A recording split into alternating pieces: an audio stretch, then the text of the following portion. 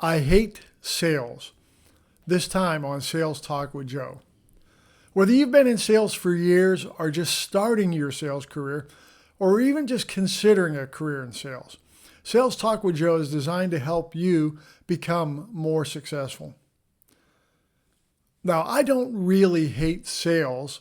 I mean, I was in it for 30 years, made a wonderful, wonderful living at it. Some really good friends and colleagues through the years are in sales. So no, I don't hate sales. I don't hate salespeople. What I hate is the label sales. To me, that's an obsolete term. It's not what the professional representative does in the 21st century and hasn't been for a while. Yes, people used to sell. Previous generations of people that were representatives for companies would go out and present their product or service to prospects or even existing customers that they wanted to buy more of what they did. And it was necessary because we weren't in the electronic age. The only way that those prospects and customers could gather information was for the salespeople to come in and present it to them. And of course, when you're in there presenting, you want the customer to buy. So they would sell the customer. They would put a little bit of pressure on them and spin things in such a way that they really tried to get that customer to get the pen out and sign the purchase order. So yeah, they truly were salespeople. But we don't do that anymore. That's not what our job description really is anymore, because that kind of information is available electronically. And frankly, there's a negative connotation with the term salespeople. I remember one time a friend of mine once said to me, "Ferguson, I think you could sell ice cubes to Eskimos." I know he meant well by that, and he really thought he was complimenting me. And at first I took it that way. I took it that way because I know the guy, and I thought, okay, he's being very nice. But I got to thinking about that and contemplating that and thinking, that tells me a lot about that person's and really what most people's perspective of salespeople are, that they will manipulate you or somehow kind of put pressure on you and get you to buy something that maybe you don't really want or need. And so that reputation has persisted and grown in our industry to the point of where there's jokes about salespeople. Now, I don't particularly care about that. I mean, they can make jokes all they want to about us. But the modern salesperson needs to be someone who facilitates customer purchases. Now, what do I mean by that? That's somebody who helps a customer come to a good buying decision about what will meet their wants, needs, and desires. And so it's not a matter of going in and pitching a product and putting a little bit of pressure on somebody to get them to buy.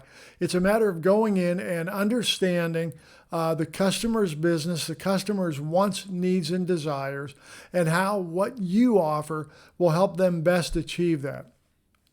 And there's going to be some times where we walk away from a potential purchase because the customer is kind of straddling the fence and not quite sure what way they want to go.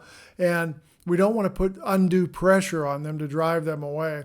And also, there's going to be times where we're going to steer a customer into a purchase that may not be our biggest and most expensive, whatever it is we offer, because something a little bit less than that meets their needs properly and is the proper decision for them to make.